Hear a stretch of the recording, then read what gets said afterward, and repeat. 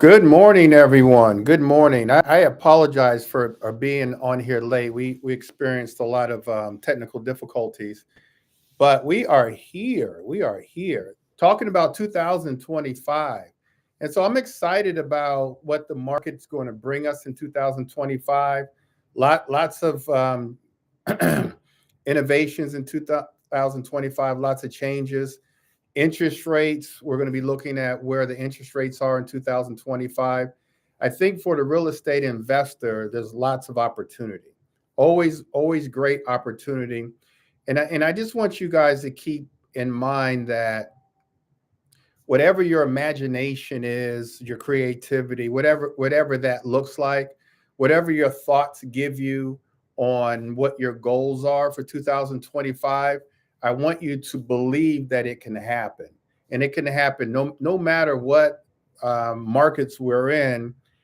If you believe it, you can achieve it. And so I think I want you to start off in 2025 with that mindset. And it all starts there. I'll talk about AI tools and I'll talk about different strategies for 2025, things like that. But it all starts with your mindset. It also starts with being around the right people. And so many of you have goals and want to achieve those goals. You haven't achieved them yet, primarily because you don't know how. You don't know how. I talked to my coaching students yesterday or the other day, and I asked them what their goals were, and some of them said their ultimate goal is to have $30,000 a month in passive income for the rest of their lives. And so, well, how are you going to do it? And they said, well, I need to buy and hold a number of properties, buy them right, pay them down, pay them off, and then I'll be able to achieve that goal. And I said, you're right, but how are you going to do it? And who's going to help you do it? And I believe that if a goal is big enough, you can't do it by yourself. And just always know that. And so going into 2025, I want you to know who your team is, what your goals are, and who's going to help you achieve your goals. And I guarantee you that if you put the right team together and if your goals are big enough, you'll be able to achieve your goals. Now, for 2025, I always want to start off with a business plan. I want you guys to start off with a plan. And if you don't have a plan, most of you guys should know how to contact me. Excuse me. You just contact me, and I'll send you an outline of a business plan. We start off with a business plan. The business plan begins with what your goals are for the year. Are your goals to buy and hold at least one property this year? My hope is that it is for you to buy and hold at least one property this year. Some of you guys may need to or want to wholesale some properties this year in order to get the cash to then buy and hold. Some may be or a multifamily property. And so, whatever it is, that needs to be part of your business plan. We also talk about what areas, emerging areas to invest in. So, pick a great area to invest in. Put together a business plan that includes the areas that you want to invest in, your goals, and then really focus in on a daily basis what that goal is, and share that goal with other people. I want you to share that goal with other people because you never know who can help you, achieve those goals. And some of the trends this year, as I see it, are using a lot of the technology, AI tools, to help us build our business. And so you want to include AI tools. You don't want to shy away from technology. We've got to embrace technology, even in the real estate investing space. And so there's tools that can actually help us find properties. which is the number one thing that we need as real estate investors is to find properties. And that's a talent that we've got to teach ourselves on how to find properties. It's a lot easier now finding the best properties using AI tools. I use a company called DataFlick, DATAFLIK, dataflick.com. And they have the best data because they use AI tools to find who may be selling their properties in the next 30, 60, 90 days or 6 months. And so they use about 40 or 50 different data points that they pull from courthouse records online to determine who may be selling their properties. I get a big list of those people, and then the list has the addresses of the properties, the sellers' names, the email addresses, phone numbers, um, and so I'm able to call them. I'm able to send them email messages, text messages, and postcards. And so I have a marketing mix to touch them, and my conversion rate is a lot higher using DataFlick and AI tools. There's another company called Audantic, another company called 8020 REI. Using those lists, and so I do have a coaching program. I give parts of those lists out to my coaching students free of charge. And so, starting off, we start our coaching students off with that list so they don't have to worry about going out, finding good data, finding leads. We start them off with leads. And so, when we're looking for properties in 2025, we want to utilize the best data. And the best data comes from one of these companies that give you AI, that has machine learning, data scientists. They utilize AI tools to determine who's best suited to sell their properties. And it's similar to I used this analogy the other day going fishing. I used to fish a lot. I don't fish as much as I used to, but it's so you're in a big lake and you don't know where to drop your line, but you're in that lake and you don't know where the fish are. You just kind of drop your line. But if you had some type of radar that was able to tell you where all the fish were, you can just go to that area and drop your line, and the percentages of you catching a fish are a lot higher. Well, that's the same thing with AI tools and these companies, and that's one of the things that we're going to be doing in 2025. So our conversion rate is a lot higher. Thus, we're going to make more money. I think with another trend that we're going to see in 2025 will be the millennials and the Gen Xers renting more and more, which for the real estate investor who are buying and holding will never ever be without tenants, at least not for the foreseeable future. We know that Section 8, there's waiting lists. In Baltimore, there's like a 5-year waiting list. And in our area here in DC is about a year or two waiting list just to get on Section 8. And so as buy and hold investors, we want to buy as many properties as we can so that we can rent out to these tenants. So it's a great time to buy and hold. One of the downsides about buying and holding now is interest rates are high. But if you can get a good deal, if you can buy a property that's cash flowing, you can then refinance once the interest rates go down, and they will go down in the foreseeable future, especially with the new administration coming in. I predict that the interest rates are going to come down. I don't know if it's 6 months from now, a year from now. The Fed has said that they're going to come down on interest rates twice in 2025. But it's just a great time to buy and hold, because like I said, the millennials, the Gen Xers, they're not buying right now. They're kind of on the fence waiting for um, the market to get better. There is a lack of inventory, interest rates to get better, and so they're waiting. But it's great for us because we can fill up our properties. We can go up on the rent 5% every year, and cash flow our properties and build towards our portfolio. Um, we want to have smart goals in 2025.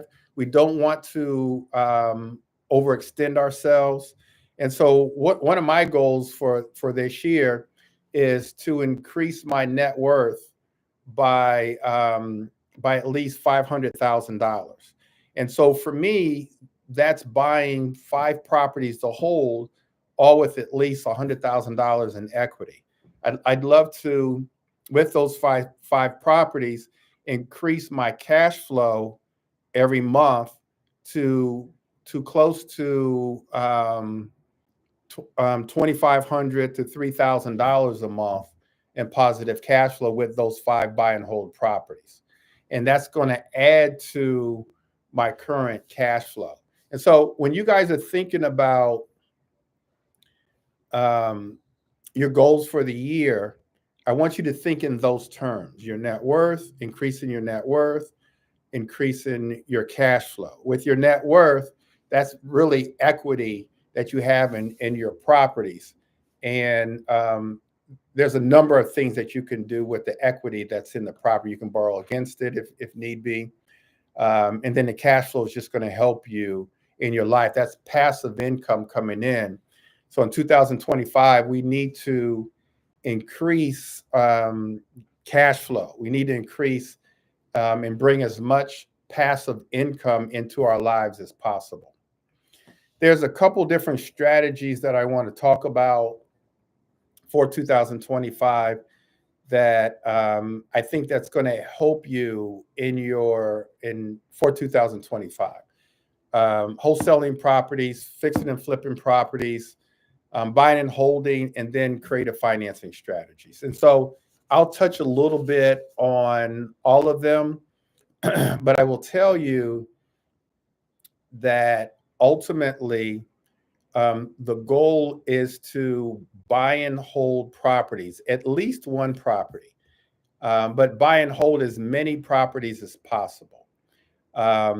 And which means that you've got to put yourself financially in a position where you can do that. Nowadays, if you're not using creative financing, you've got to have at least a 20% down payment. I'd love for you to start with at least $400 or $500 a month in positive cash flow. I'd love for you to buy in an area where you're buying that property with somewhere between 500. Well, I'm sorry, somewhere between $200,000 in equity, which is not always easy to do, but in some areas it is. And so that's building wealth for yourself. And the more you do that long term, you'll put yourself in a position where you can retire financially free, and live your best life. So buy and hold strategies, whether it's Section 8, which I like to do. I like long-term renters. I like my tenants to be in the property so long, and I like to take care of them that they basically pay for the properties themselves. And I have some tenants that have done that. And so I like long-term tenants because I don't like turnover. Turnover on a buy and hold, you're losing money. You don't have money coming in. You've got to re-rent the property. You've got to do improvements to the property, paint, flooring. A lot of my colleagues, a lot of my coaching students are doing short-term rentals, luxury rooming houses, things like that. Short-term rentals, mid-term rentals, Airbnb, all of those things where you actually do, if you manage correctly, make more money, but it's for me, it's just too high maintenance, and I'm just too busy for that. And so ultimately, I want you to put yourself in a position where you can buy and hold at least one property this year. Know that there's not going to be an issue renting that property out, but it's going to bring more money in terms of cash flow into your life. Sometimes we need the cash to buy and hold. So wholesaling properties is a great way to get the cash, to have the cash. And so the biggest thing about wholesaling, in my opinion, is finding the deals. It's just finding the deals. Get the good data that I just talked about, and finding the motivated sellers, and then putting them under contract, and then assigning those contracts to a cash buyer, someone that's going to buy and hold or flip the properties. Um, Many mistakes that wholesalers make, they put the properties under contract for the wrong price. They don't do the math, which we call the Mayo formula, maximum allowable offer. So you got to know the math and do the math. But if you do the math, and with our coaching students, I check the math to make sure that they're putting the properties under contract the right way. But if you do that, wholesaling real estate, you can make 10,000, 15,000, 20,000. Some of my investors average $30,000 a wholesale deal, and then they take that money and then buy and hold property. A lot of them buy and hold in Baltimore, in DC, Prince George's County. But that's what they do. One other thing before I forget on the buy and hold is check your credit, or get someone to check your credit. Improve your credit as often as you can, so that when an opportunity comes up, you can take advantage of it and buy and hold. But we primarily use wholesaling as a way to use that cash to buy and hold. We don't use wholesaling necessarily as a long-term strategy, because wholesaling is active income. You find a property, put it under contract, you assign that contract to a cash buyer, and you get paid that one time, 15,000, 20,000. You only get paid that one time. That's active income. As opposed to buying and holding, it's passive. You buy a property one time, you get paid over and over and over again for the rest of your life, your children's life, your children's children's life. That's passive income. And again, we want to bring as much passive income into our lives. We want to focus on that. We don't want to focus on active income. It's like working a job. I worked a job coming out of college. I got my degree in computer science, but in the School of Business. So I started off right out of college as a computer programmer. I worked for a defense contractor. I was a computer programmer. I was on a salary. I knew exactly how much I was going to make that year, no matter how hard I worked. And I worked hard, and I was, pat myself on the back, a pretty good computer programmer. But I knew every year how much I was going to make. That's active income. I did have an epiphany moment. I was asked to do me and another guy was asked to do a program, and last minute, and our boss had a meeting the next morning and needed that program. And so we ended up working all night. We actually did a 24-hour shift so we could have that program perfect for our boss. And so 8 o'clock in the morning, he comes in. We had been there for 24 hours, but we were able to get that project done. And there was no bonus. There was really no great job. And what that told me was there was no real appreciation. And I was still going to make the same amount of money that year, even though I had worked a 24-hour shift. And so I said, if I'm going to work that hard for anybody, I'm going to work for that hard for myself. And I put together like a 6-month plan to leave that job and be a full-time entrepreneur. And I did that. I was in my 20s. I really didn't have any, wasn't married, no kids. And so I was able to do that. And I quit my job because I said, like I said, if I'm going to work that hard for anyone, I'm going to work hard for myself. And working hard for myself, the sky's the limit. And being a real estate investor, entrepreneur, the sky's the limit. I don't know in 2025 how much money I'm going to make. I have certain goals for this year, but I don't know how much money I'm going to make this year because I'm limited as a real estate investor, entrepreneur. I'm limited to my own imagination.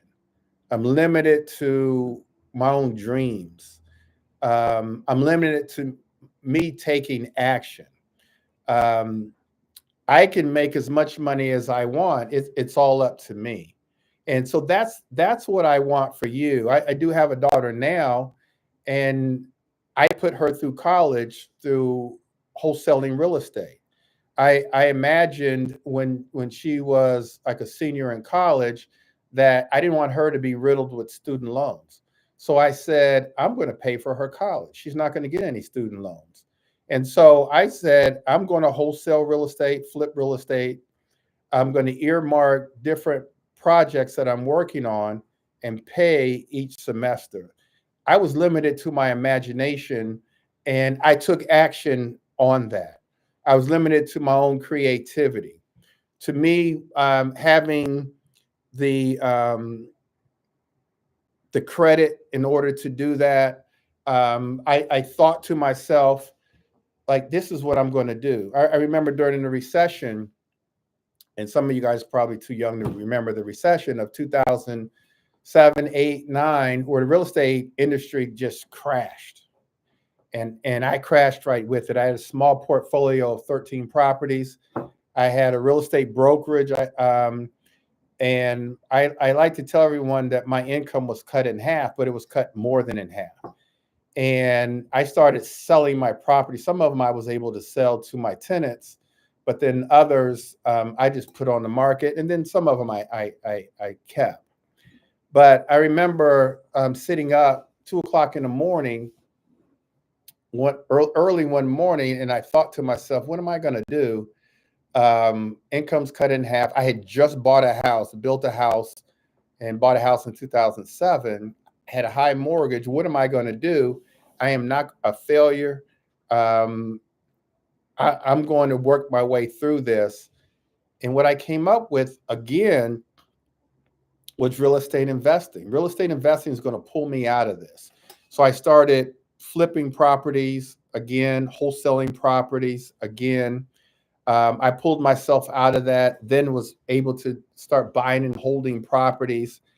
Um, there's no limitation, you guys, as a real estate investor, entrepreneur. And that's what I want for you guys. Ultimately, you want to buy and hold, but combining flipping properties, I'm sorry, well, flipping properties too, but wholesaling and flipping properties, which is active income, and then combining that with the passive income, all you've got to do is just think about what you want and you can achieve it. Like what the mind can what you believe and conceive, you can do it. There's a little saying that I just messed up, but I think you guys get the point. So the possibilities are unlimited, but you just have to believe. And as an entrepreneur, that's what we do.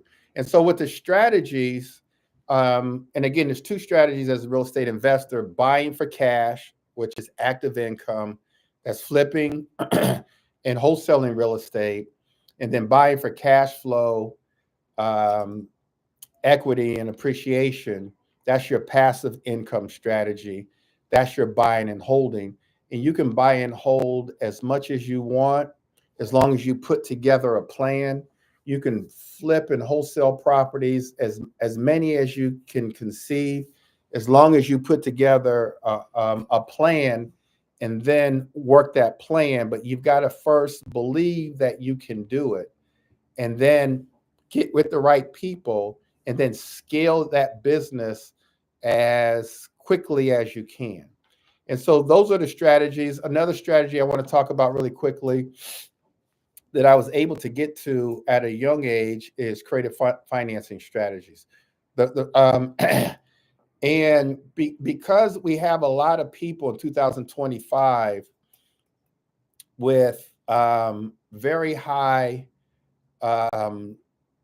with interest rates being high, and they having low interest rates, there's an opportunity for us to take over their mortgages. That's creative financing strategies. So that's creative financing strategies.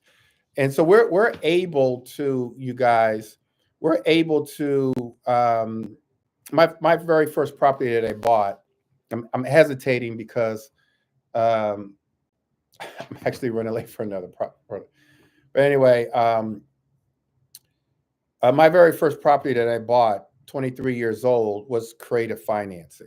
I asked the owner to be the bank, finance the property, and they did that.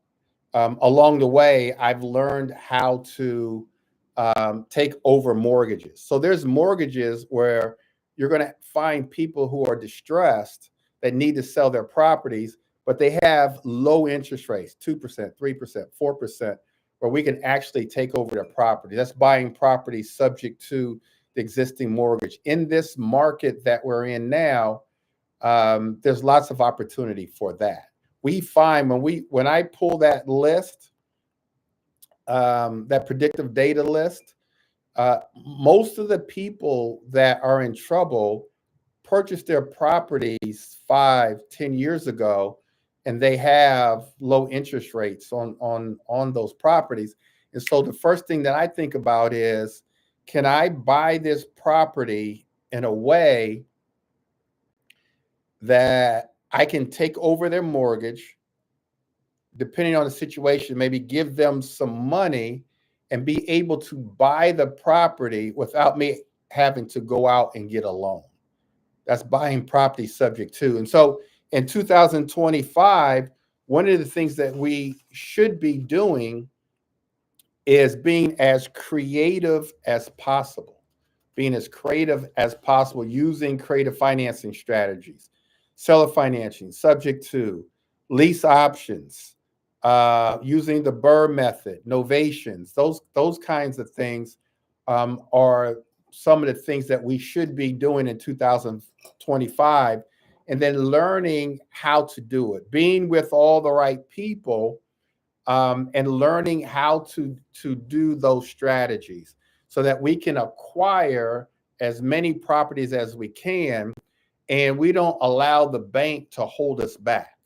Because with the creative financing strategies, we're not really dealing with the bank, or we'll hold that off. We'll do a lease option or seller financing or subject to just long enough for interest rates to come down, and then we refinance once the interest rates come down and pay off that old mortgage.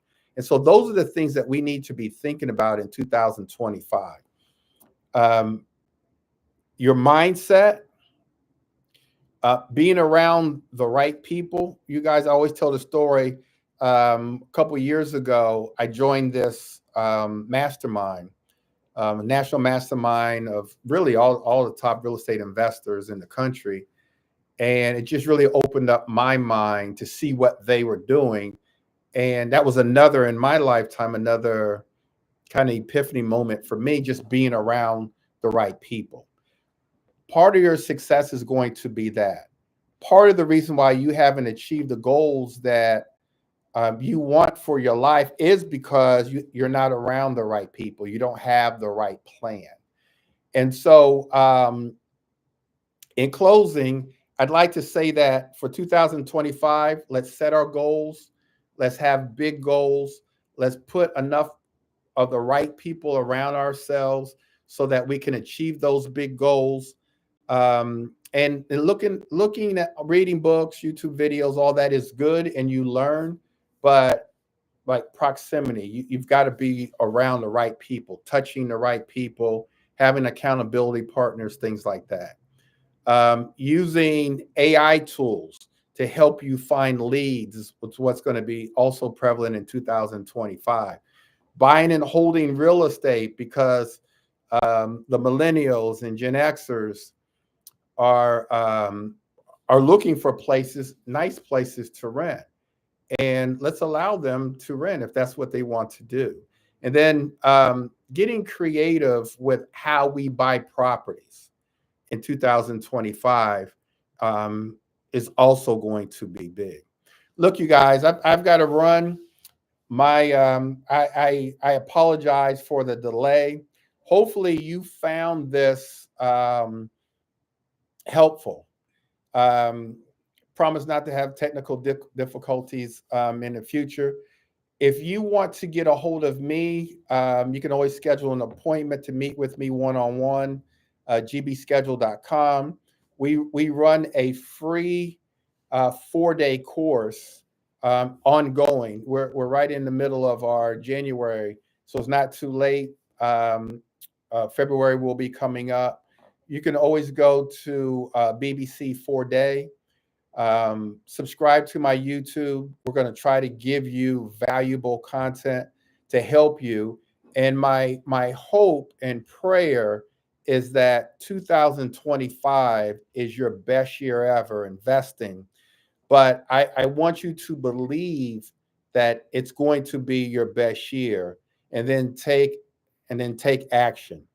And then I want you to dream and just imagine, if you took action, if you put yourself around the right people, I want you to imagine what this year could look like 12 months from now, because it could be wonderful, but it's all up to you. All right, you guys, take care. God bless, and I'll talk to you guys soon.